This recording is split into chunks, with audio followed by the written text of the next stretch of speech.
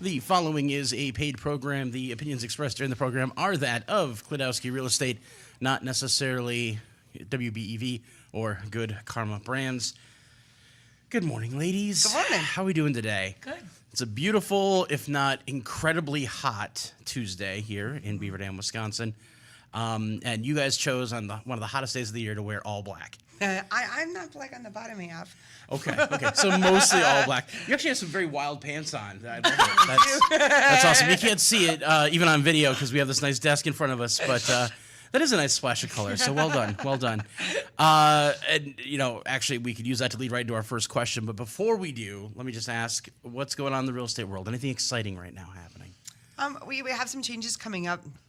Actually, over the last number of months, you may have heard something about the NRA, the National Realtors Association. NAR, excuse me. I'm thinking of the gun folks. Yep. Where a number of large firms are involved in a lawsuit with them regarding offers of compensation to buyer's agent and things of that nature. So starting in July, currently when you list a property, there's agreed upon commission. Commission's always been a negotiable number depending upon who you work with. And it's offered, an amount is offered to the listing side and an amount is offered to the selling side. And that currently shows in our broker-to-broker section of the MLS, the multiple listing service. Right. In July 1st, that is going away due to the fallout of this lawsuit. So now more than ever, it's important to have a buyer's agent looking at properties. You'll need to be signing something prior to going into any house to look at it. Hopefully your realtor is doing a consultation in advance and you can sign it at that time. But yes, so some changes going on in the real estate world right now. Now, just for clarification from my head, so were they worried that this was leading to people like not showing listings because they didn't think they were going to get enough commission off of selling it? So potentially some of that. I don't know if there's some price fixing involved in that. And what that means is like where a group of folks get together and say, this is our commission.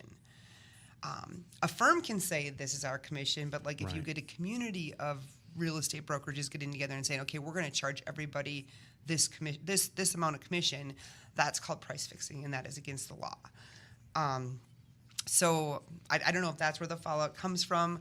Wisconsin, our forms have always been where the commission section is blank. Each firm sets their own commission.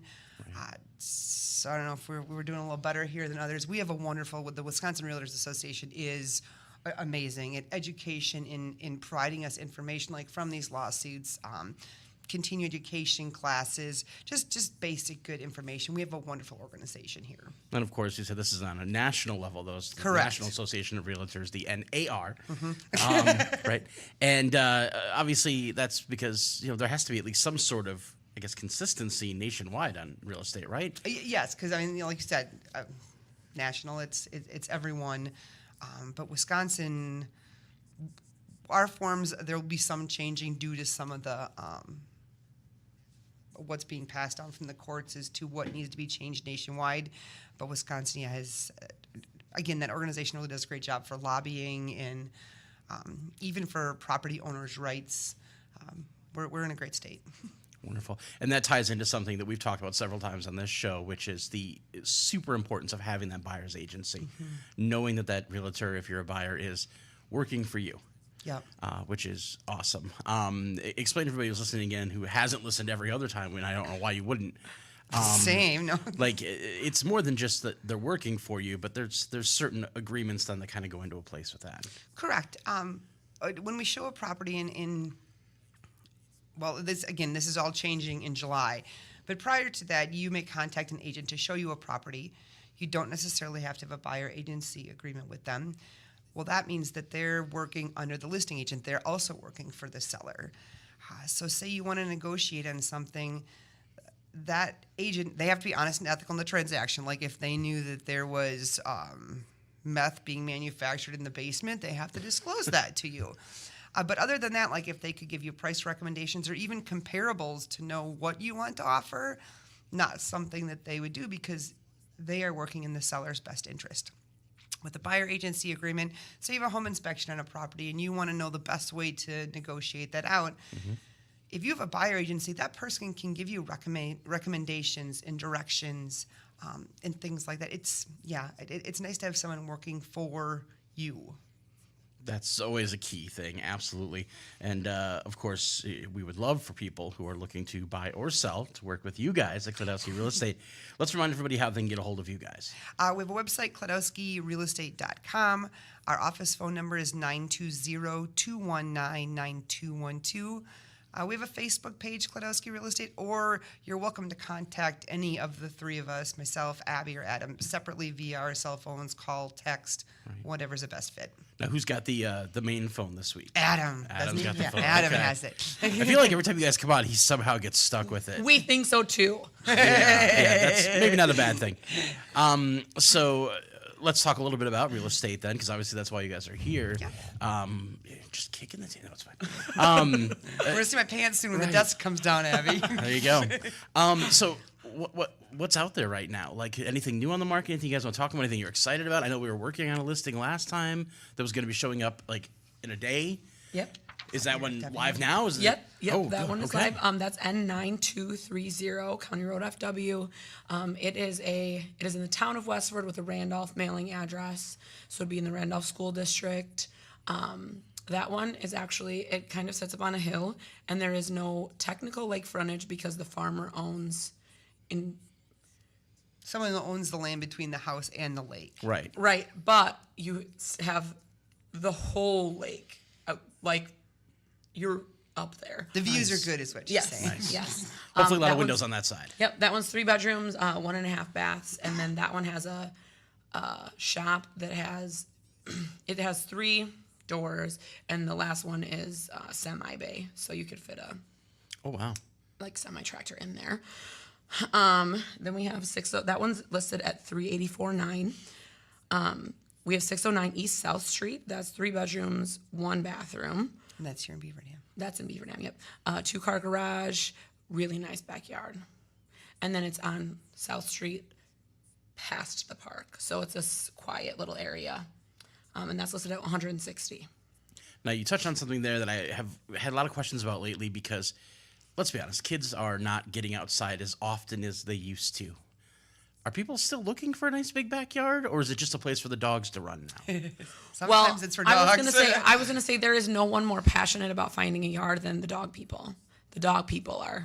Right. That's a non-negotiable for them. The kids, they'll be fine. I think so. I would say think most so, too. people, when they give us their list, typically of what they're looking for, most people are looking for a decent yard. Yeah, I met with a lady yesterday, and that was like her number 2 priority. Wow. Okay. So it's still up there for Yep. some people. Okay. Okay. I know for us, we wanted a yard, but I was also like, I don't want to take 4 hours to mow it. Right. That's the trade-off. So good size, not too big. The fit for the person buying it, yeah. Right. Exactly. And then we have one, a 3-bed, 2 full bath. It's a tri-level at N8612 South Shorecrest in Beaverdam. It has deeded pedestrian lake access, meaning like you can walk down to the lake and hang out there. That's listed at $450,000. 24 years old. It has a 3-car attached heated garage. Oh. And then it also has a 2-car detached garage, plumbed for heat, but not currently hooked up with a heater. Fenced yard, just a hair under an acre.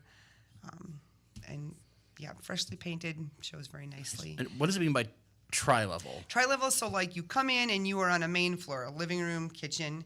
You go up a half flight, bathroom, bedrooms. You go down a half flight, probably a family room, Okay. maybe more bedrooms or something. And then go down another half flight, and then you have a full true basement as well. Okay. And Because that I one remember, has access to the garage. I remember split levels being kind of a thing for a while. Back Where you come in the day. door with that, so that's a bi-level. Right. You go down a half flight to the basement or up a half flight to the upstairs. Yeah, that's the Right. bi-level.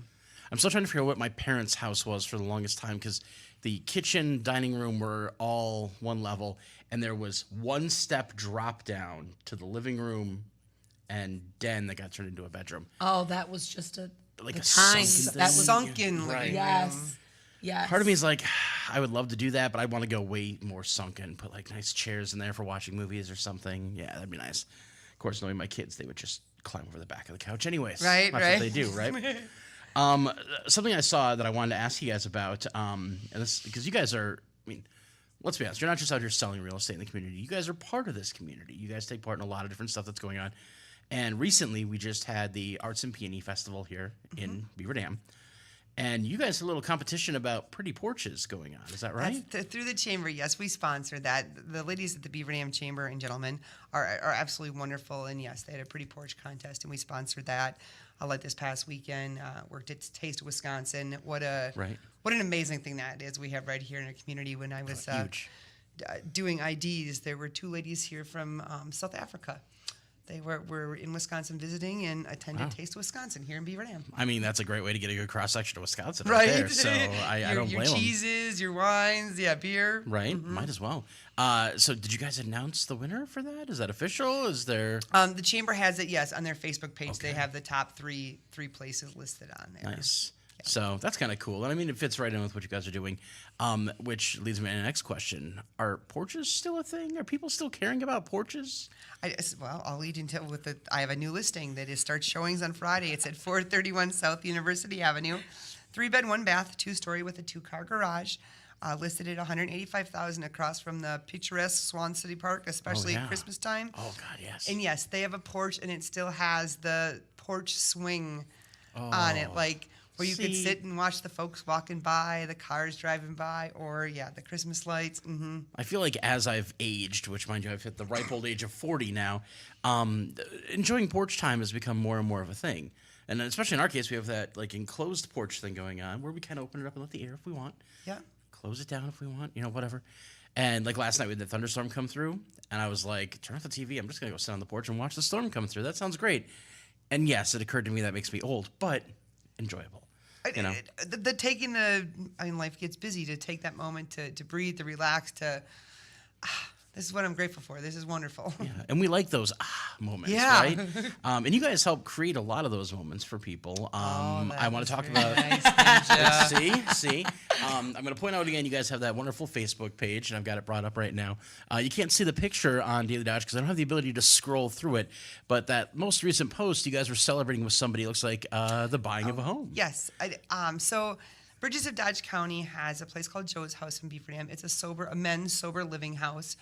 So when gentlemen have gone through treatment or whatever, be it for alcohol or drugs, it's a place they can go as they transition to living life without those influencers in it.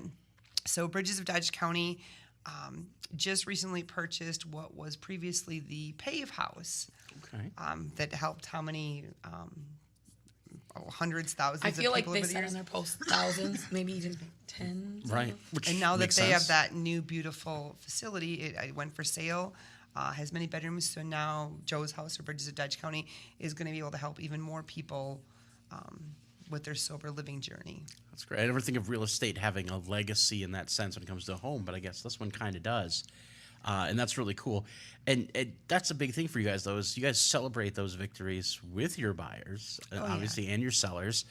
And then I want to remind people, you guys tend to do like a little, like, I don't want to call it customer, because really they're, a client appreciation client, event. Yeah. which is huge. So you guys just do so much in the community. How do you find the time? I don't feel like it's. Do you guys sleep in shifts, or? I know. Well, me personally, yes. But she has young children at home. That's That makes why. sense. Yeah, you get a She'd pass be on that sleeping in one. shifts anyway. That's true. That's true. We work well together. We all three of us live in this community. Abby and Adam have their whole lives. I grew up in the big city of Juneau. To give back. I mean, like when you see things come to fruition, like the splash pad at Swan City Park, even all the events, it takes the people, either their time, their treasures, or their dollars to make that happen. And we have such a wonderful, the Children's Radiothon coming up this week. We have such a wonderful community that gives to keep the ball rolling, to keep it a wonderful community. Right. And correct me if I'm wrong, I'm pretty sure I heard a very familiar voice during our dessert auction call in a couple of times as well. So, just saying, you guys make your impact, which is wonderful.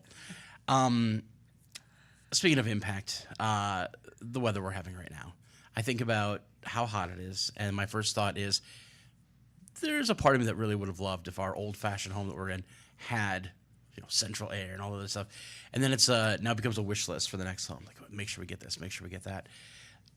How often do you guys get those weather-related changes to people's desires for a home. You know, we go through a bad winter and they're like, you know what? I don't want a long driveway anymore. Oh, you know, sure. I don't want sidewalk access anymore. Or we get really, a hot heat wave that comes through. We're in the dome of heat we're under now. And they're like, you know what? Nothing facing the sun would be phenomenal.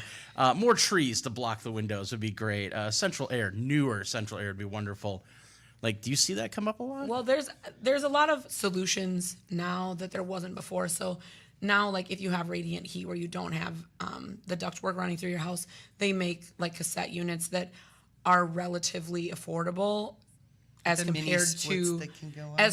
compared to before, where like you had to have a window unit in Right. each 6 of them in your house or whatever. Boy, does that get noisy. Yeah. I do have people who are specifically looking for, because they winter somewhere else, and they just bought a house in 2019, 18, but it has sidewalks, and because they winter, they have to pay someone then to clear those off. Right. So they are looking specifically for something that does not have sidewalks. So sometimes those things come up. I don't feel like there's anybody who specifically, that I've worked with so far, that has specifically moved due to the weather. I do feel like first-time home buyers lists are far shorter. Yeah. But once you've either lived in a house or been a homeowner, I have a number of people, like, we can save their search criteria in the multiple listing service, so when something falls in that criteria, it automatically sends them an email, so they don't have to wait on us. And I do have a number of people that their criteria is either it has central air or it has forced air, meaning like they would still have to purchase the unit, but the Right. ductwork is already there to get that ball rolling. Yeah. Yeah, I mean, the way if we're talking, because with this heat we've got, I'm like, well, we have forced air. Wouldn't be too much to add that in, But, yeah, maybe if we would have asked ahead of time. Not that we don't love our home. It's a great home. But like you said, experience leads you to start thinking about things like, this is a nice-sized kitchen. I would have liked a bigger kitchen. I would have liked more room in the kitchen, especially as the kids are learning to cook. And I'm like, well, now instead of one person in the kitchen cooking, I've got 3. Well, kids change all the things. Yes. Because now you need like a place for all their stuff. Right? Yeah. And I would have thought, like, our house has 2 bathrooms. And I thought, okay, family of 5, 2 bathrooms, plenty of space. And now I still find myself going through the house and having to ask everybody, like, does anybody else have to use the bathroom? Nope. Cool. The minute I go in and close the door, immediately, Dad, I use the bathroom. Use one upstairs. Kyra's in that one. Oh, my goodness. And, so now I've adapted it where I'll ask everybody and then I'll wait 10 minutes. But, that's just the life we have to live sometimes. And that's when we have to think about the next home and what we want to do from there. That is definitely a large, Right? that's why we see a lot of people looking for their second home, is their family has grown, their amount of stuff has grown. Or the vice versa. They're folks going the other whose direction. children are grown and they Yeah. don't need a 5-bedroom house with a finished basement and all that. They want to bring it down a little bit. Consolidate it down so the kids don't come back. Yeah. Right. Yeah, that makes sense. Something else that I've talked to people about, and I'd love to get you guys' thoughts on, is because I know somebody who's trying to get a first-time home buyer, and they're in the process of looking. They're actually south of the border from us. They're in Illinois. And they're finding that a lot of homes have been converted into, like, dual-family homes. And that doesn't qualify for what they're looking for because, it can't be a partial rental or whatever. And there's all these, and their number one complaint was, it seems like all the really good homes, all the really nice big-size homes have been turned into dual-family homes. Have you guys been seeing that? Is that not really affecting our area? I mean, there's some of those here in Beaver Dam, but I don't feel like that is an issue here. Now, along those lines, have you guys ever had to deal with instances where somebody buys a property that maybe has a tenant in it already? Do you guys have to deal with any of the negotiation on that side, or are you guys just dealing with the purchase side? So when you write an offer, when someone lists a property that has tenants in it, you find out what their tenancy is. Are they month to month? Or have they signed a lease? Is there a set amount of time before that lease expires? And, like what the rent is. Because as an investor, if you're looking to buy something for pure investment purposes, and the tenants, say there's 2 tenants in there and they've both just signed a 12-month lease and they're paying rent that's 50% below the market value, is that a wise investment at this time? And then when you write an offer, say they're month to month, if you want the tenants to stay or one of the tenants, you can write that into the offer, like what units you want vacant at closing and what units you would like occupied. Obviously, the seller has to agree to that as well. But yeah, that is all included in listing as well as the buyer's offer. Okay, so that can come up in the whole real estate conversation. It's Yeah, not something absolutely. that's separate. Yeah, we get all up in the business. Like, I mean, and there's so much that's involved with real estate in general, and there's so much to know and so many different nuances. I think about, when it comes to different loan types, certain loan types say, the house can have a certain level of repairs that are needed or not certain number of repairs. Right. It has to be move-in ready. Can't, doesn't have to be move-in ready, whatever. There's so much to know. But you guys have all that knowledge because you guys... I will never say all the knowledge, Right. but yes. you have much more of it than, let's say myself or any standard individual walking in. Sure. And a lot of that is because you guys do have a lot of ongoing training that you guys do. Correct. Like we do CE classes, but there's also like just that desire to learn. Like we have that tagline, "Your trusted real estate advisor." We want to be on top of all the things. We want to know it first so we can, one, do best by you, but also for our own, like we want to do the best we can. So we want that knowledge. We want to have those tools in our tool belt. That makes a lot of sense. And of course, that means, and we've talked about this before, you guys have acquired a laundry list of contacts in the area. You guys have developed enough of a relationship, or even in the amount of time that you guys have been doing this, because Klodowski Real Estate itself has been in business for how long? Just a little over 2 years. And in that time, I'm sure you've already worked with people who are family of other people you've worked with, friends of other people you've worked with. Most of our business is pretty much referral based. Yeah, that my coworker said, or you sold my kids their house and now we'd like to downsize and we'd like to list our house. Yeah, yep, I love that. And that's kind of fostered also like in our client appreciation events. We like to try and stay in touch with the folks we work with because we don't see them as just clients. Like, Right. we're friends.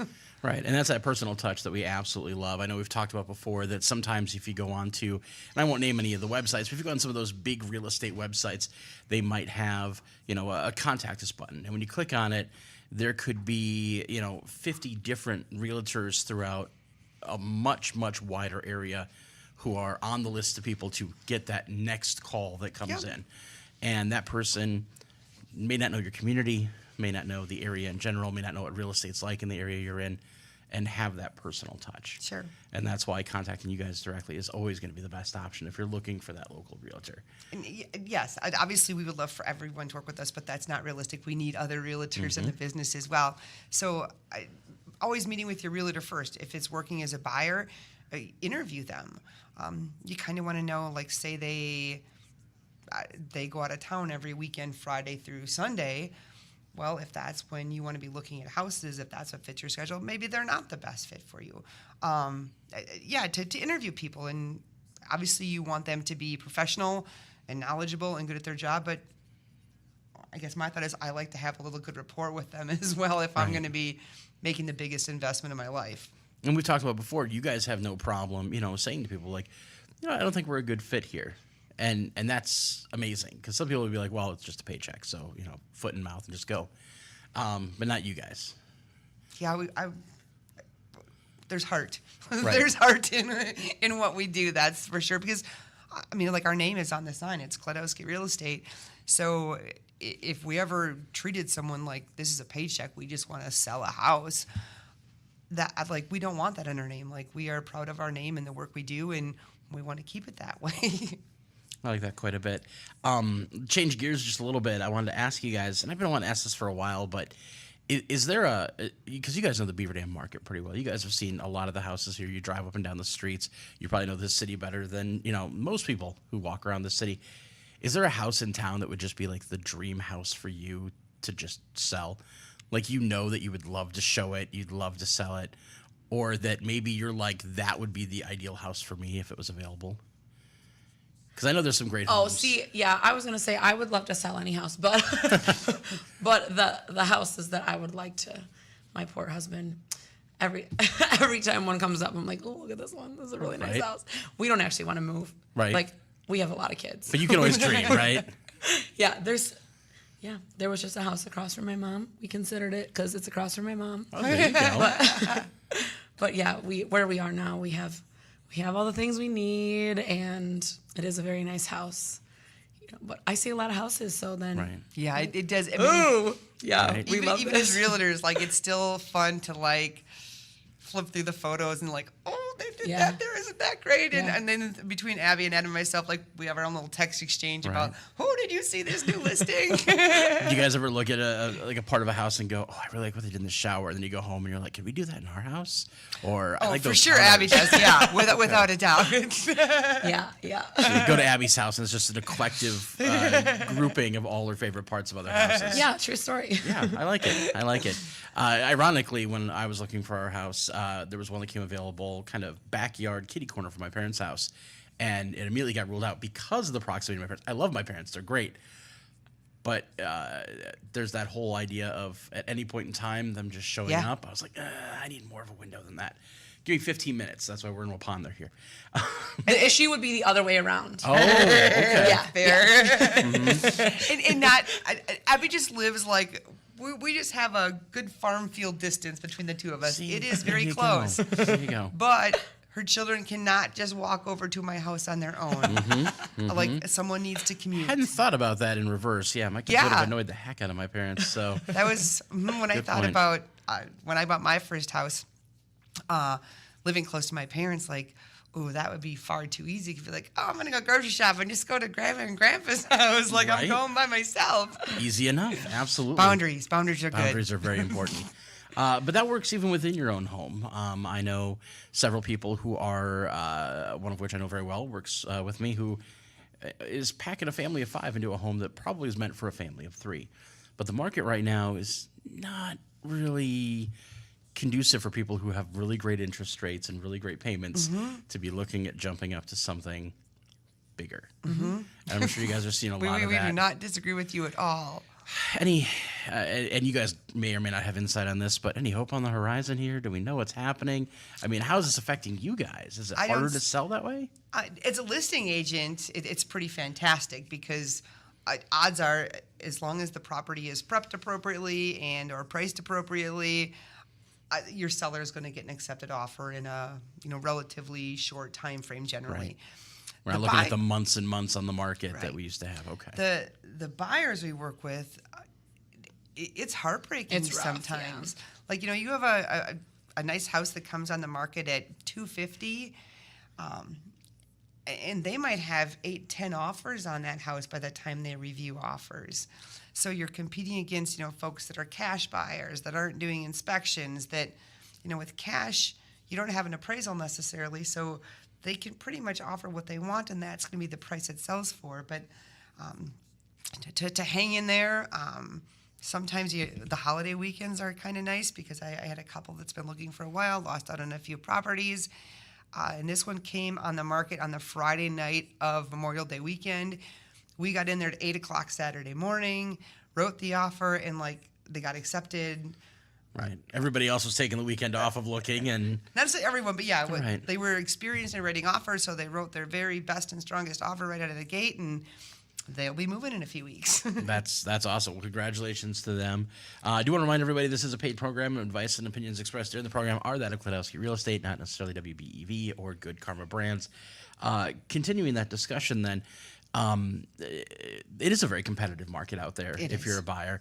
If you're a seller, it's probably got to feel like a great time to be selling, although I'm sure sometimes those people selling are then looking to buy. Yeah, if you're also that adds almost a whole nother extra juggling element. Now, I know in some cases, and I think you guys have kind of touched on this before, and I believe, and correct me if I'm wrong, this is written into the agreement if somebody's like selling their house, but it's contingent on them buying a home, that sort of thing. Or the other way around. too, Right. Yeah. Yep. How do you guys, explain how that works? Explain how you handle that.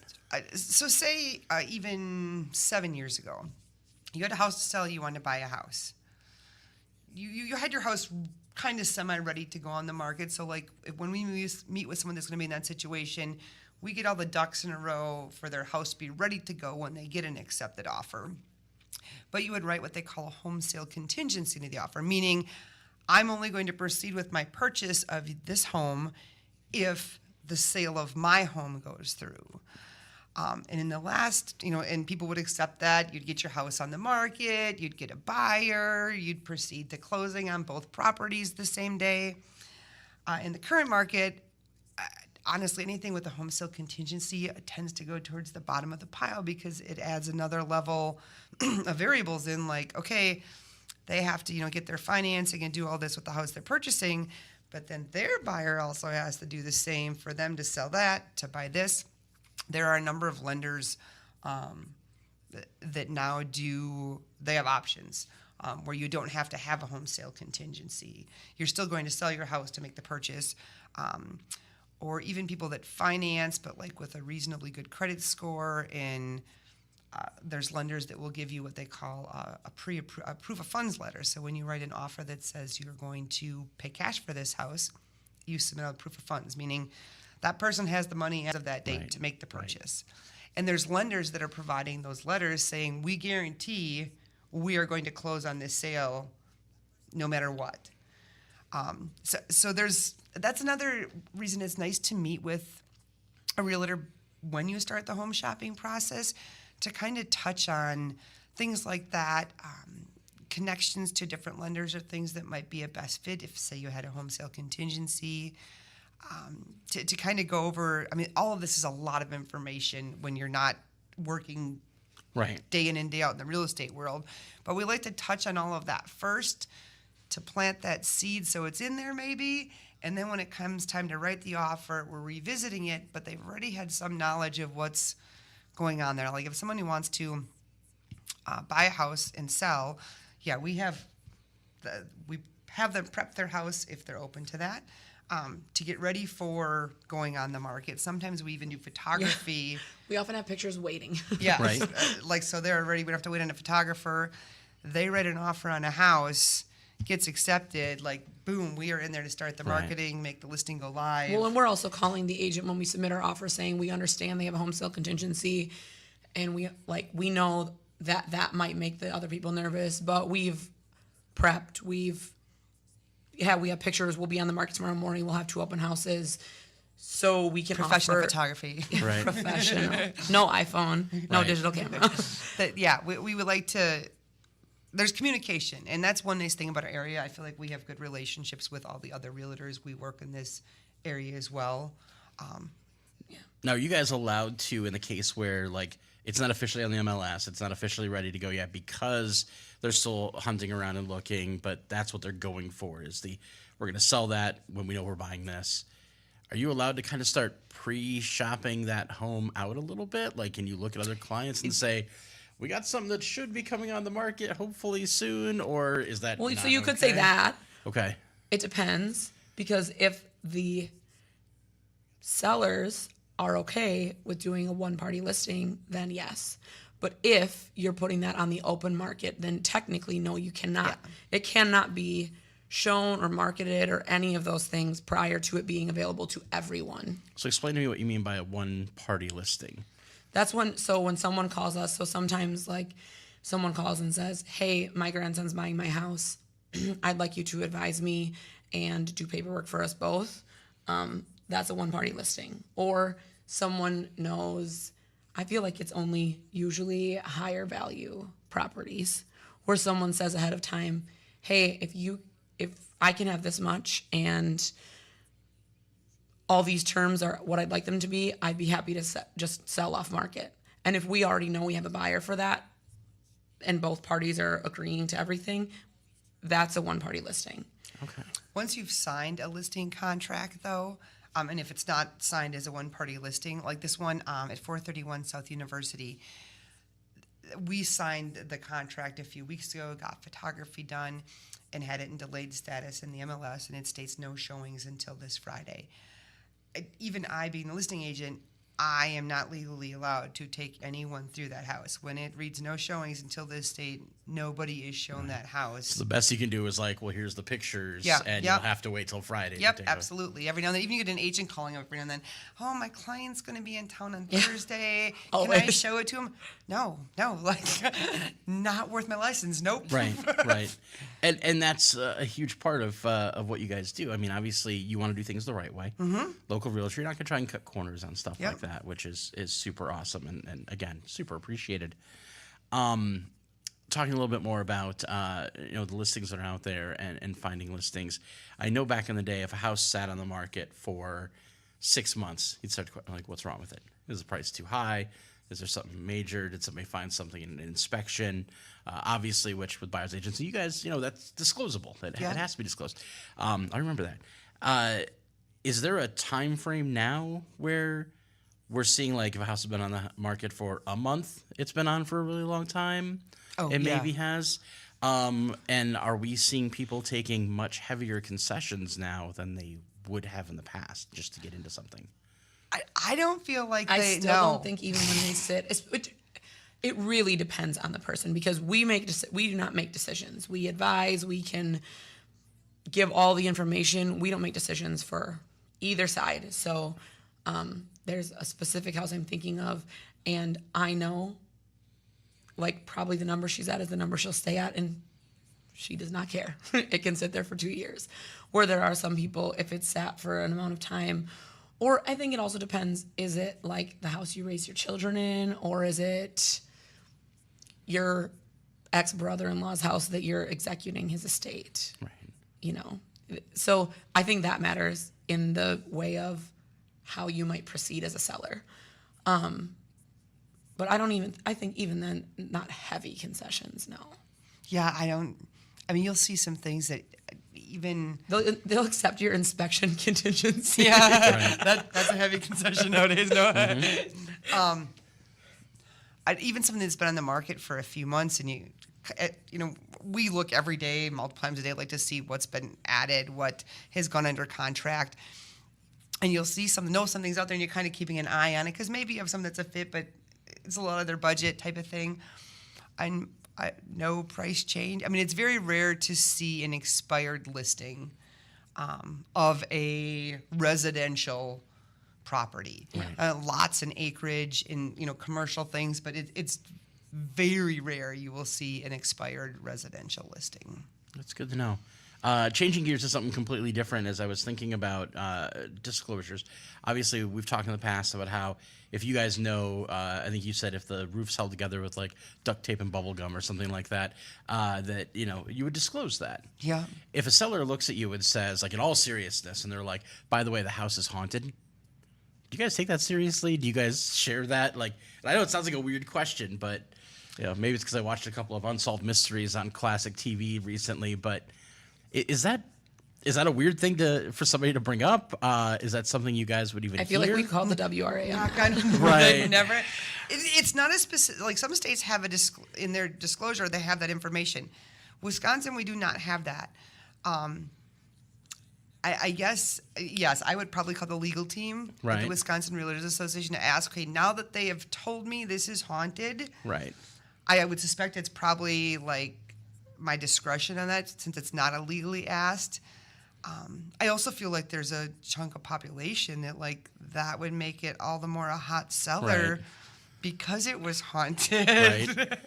Part of me feels like if it was me, I'd be like, so the seller says it could be haunted. I don't know what you believe, and see what they decide to do. But sure. If I would want to know. Right. I would want to know the seller said, okay, we think it's haunted, because I guess I would base it on how long have they lived there. Like, if they've lived there 20 years, clearly, depending on what we believe in. It hasn't bothered them that much, but obviously. If they've been there for 6 weeks and they're listing their house, nope. Right. Now, you guys do advise, and I love this, the phrasing advise on this, but you guys advise with a lot of stuff when it comes to sellers.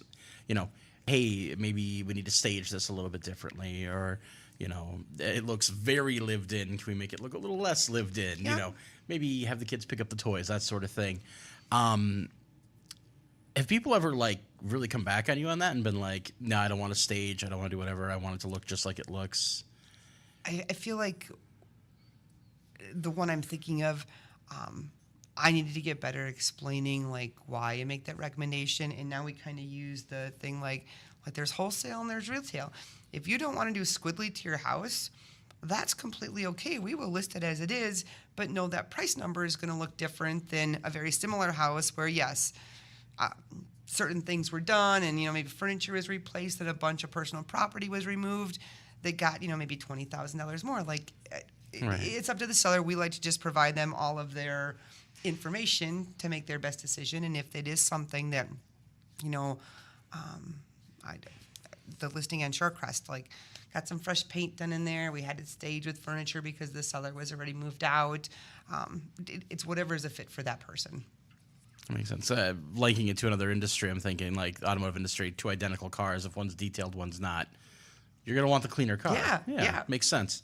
Or not, because the other one might be, $1,500 less. That's also true. Very, very true. I can wash my own floors and paint my own windowsills, although that cost can add up. Saw something actually this morning on TikTok that kind of blew my mind, because I think about when we moved into, or not TikTok, sorry, Twitter, X, if you're Elon Musk and listening, which I doubt. Well, maybe he's got some quirky views. When we bought our house, one of the thought processes we had was the cost of rent was getting high enough that getting into a house was definitely cheaper, and trying to find a place that could fit a family of 5, renting wise, the number of spaces was dwindled. There's not a lot of 3-bedroom apartments sitting out there vacant. So a house was definitely the smarter move for us. And I saw something recently where somebody posted on Twitter where they said, I pay $2,700 a month in rent. There's no way I can find a house that's going to meet my needs, because $2,700 for a mortgage doesn't include all the other costs associated with home ownership. And I guess there's a lot of misconception going both ways. And I'm sure you guys have to deal with this a lot, where people say, well, I'm buying because it's going to be cheaper than renting. And then they find out, well, maybe it's not going to be as cheap as they thought it was. Or vice versa. I'm not going to buy because it's going to be so much more expensive. How do you guys talk that money number with people? How do you get that realistic number for them? Well, we're happy to meet with you, even if you think maybe you're buying, maybe you're not buying. We like everyone to have all the information. Yeah, even if, like our thing is buying, selling questions, like reach out. Even if you're pretty sure you're going to rent, but you want to chit-chat about it, yeah. And there's ways to kind of project all those costs, obviously.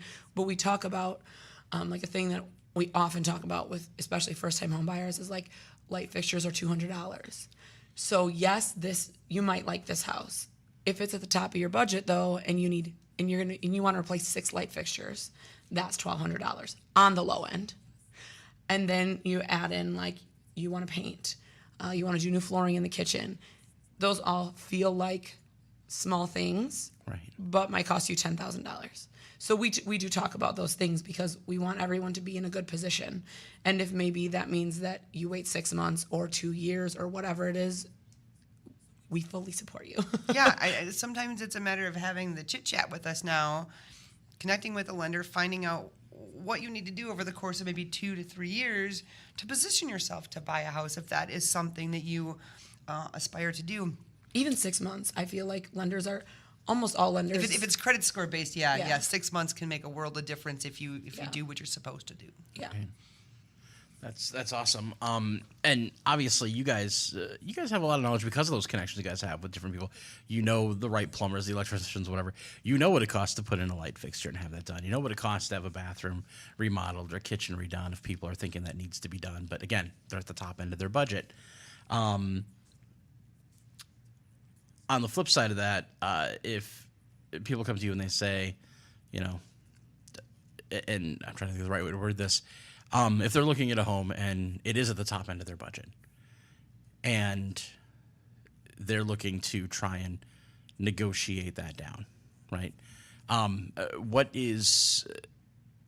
you guys advise, like, okay, tactic wise, like maybe not? For instance, let's say I walk in and I think the house is not worth what they're asking for. It's at the top end of my budget and I'm thinking, it's been on the market for 3 weeks.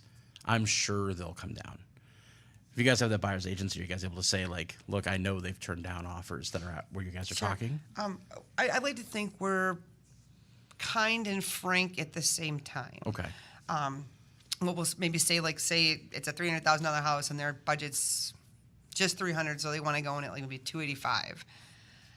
To say, okay, happy to write that offer for you. I just want to let you know that, that maybe the listing agent said, like, they're firm at that price. Right. I'll write the offer if that's what you want to do, but I want to let you know that this is the knowledge we have about this property, and she indicated they're not going to budge from the 300. Again, just giving you the information to make Right. your best decision on that. And information is definitely key. I know we're winding down here in time, so real quick, do you want to run through the listings you talked about earlier? Let's remind people what's out there. We have a new one coming, showing start Friday, 431 South University Avenue here in Beaver Dam. It's a 3-bed, 1-bath, very nicely maintained, a newer roof, furnace, and air conditioner with a 2-car garage. That's at $185,000. Again, no showings till Friday. No showings till Friday. Got it. N8612 South Shore Crest in Beaver Dam, 3-bed, 2-bath, technically 5 garage stalls there, fenced yard at $450. N9230 FW, that is a Randolph address, 3-bed, 1.5-bath at $384,900. That is the large shop with the semi-bay. And then 609 East South Street in Beaver Dam, 3-bed, 1-bath, 2-car garage at $160,000 with the big backyard. There we go. Wonderful. And we remind everybody they can find you guys, of course, Klodowski Real Estate on Facebook. Yep. Communicate with you guys there, which is always good. You guys have your website, Klodowski.com? KlodowskiRealEstate.com. KlodowskiRealEstate.com. I should know this. And then again, they can always call you. What's the number again? 920-219-9212. And if they call right now, they're going to get at them. They're going to get at them. There we go. I want to thank you guys. Side note, when you do call that number, if you get one of us that you're not intending to reach Right. because we rotate the phone, just say, hey, Adam, I'd like to talk to Abby. Can I get her number? Right, exactly. I heard Abby on the radio. I'd like to talk to Abby. Yep. She's got a big family. She'll know what I'm talking about. Absolutely. Perfect. Well, I want to thank you guys again for coming on, Thanks, and Benji. good luck with your upcoming listings. And hopefully, no more real estate calls trying to get in before Friday on that one. And I look forward to seeing you guys back again soon. Thank you. We appreciate you. Thank you. The proceeding was a paid program. The advice and opinions expressed during the program are that of Klodowski Real Estate, not necessarily WBEV or Good Karma Brands.